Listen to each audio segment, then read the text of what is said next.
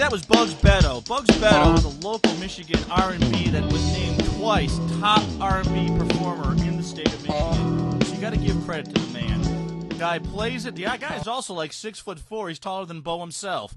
So anyways, we're going to change topics radically right now. We've got somebody sort of a tennis star in the Raleigh area. His name's Cy King. He's the head coach of tennis at Pease College. How you doing, Coach? Doing just great. Now, I went through your bio on the internet, Wikipedia. You've got a fairly deep background as far as tennis. Tell us a little bit about it. Well, I played tennis at North Carolina State. Go Wolfpack. For 4 years. Yeah, that's right. And then after I graduated, I went to work as they hired me to be the first tennis director for the Raleigh Park system. So I was the city of Raleigh from 1974 to 2004, and just ran the public park system. We had a nice tennis center with 20. We ran a lot of tournaments and leagues, and for all different levels. Toward the end of my career there, I retired in 2004. I started coaching the Pease College team.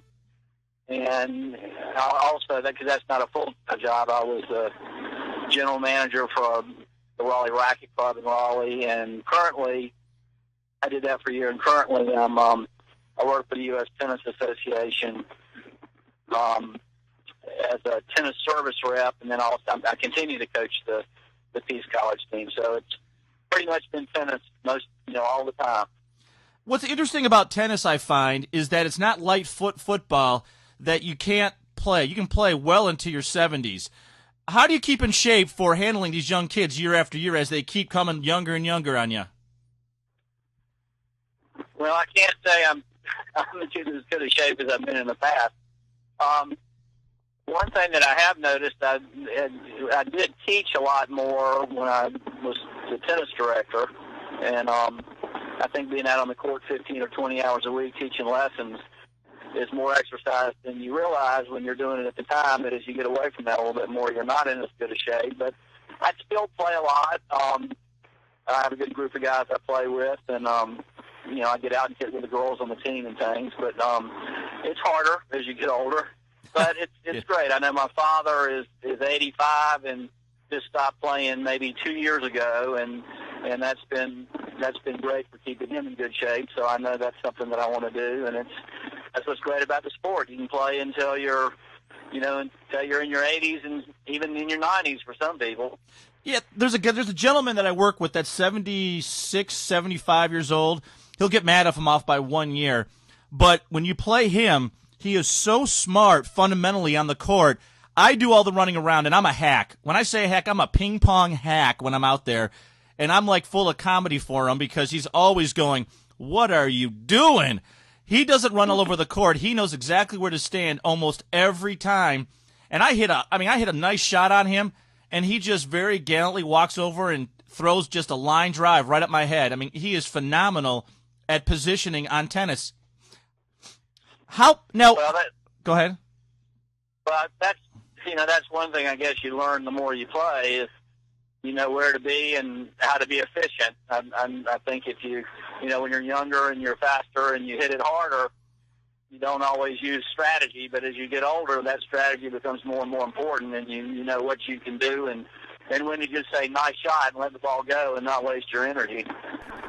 Absolutely. Now, the thing, too, about Pease College there is tell us a little about the program, the level of competition you partake in, and kind of what your practices are like.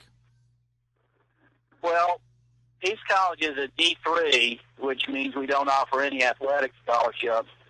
So the level of competition is good. It's certainly not as strong as D1 generally. Now, there's some very strong D3 programs around the country. We're in the USA South Conference, and our team usually comes in the middle of the pack of our conference. Last year we came in fifth. We get a range of ability on our team.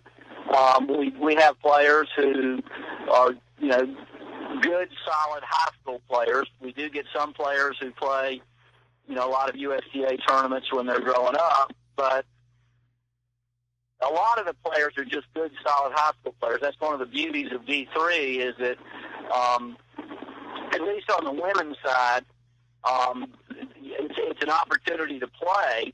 Absolutely. Where you may not be able to play at a D1 program where some of those players are just very, very strong players. But our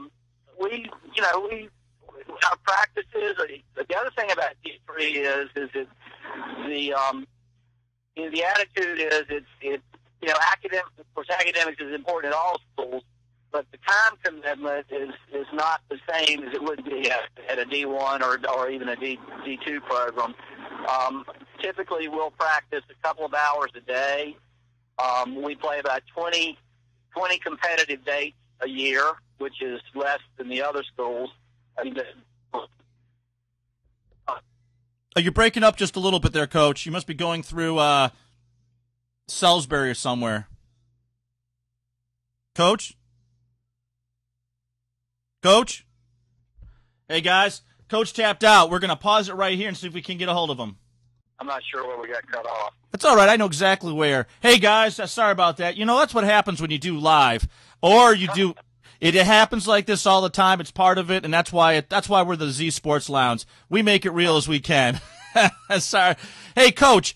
Now, we were talking about tennis as far as the practice schedule, and some of the D1 schools have finally come out in basketball and other sports that maybe they are practicing too much for these kids because they're starting to develop injuries that they've never had in the sport before: ankle, toe, knee. Are you seeing it as well? As far as the D1 and reading about it, because I know it was a big news last year in the NCAA. Right. Well, I see it some. I mean, I can't say that our team members this past year had a lot of injuries. We had a few.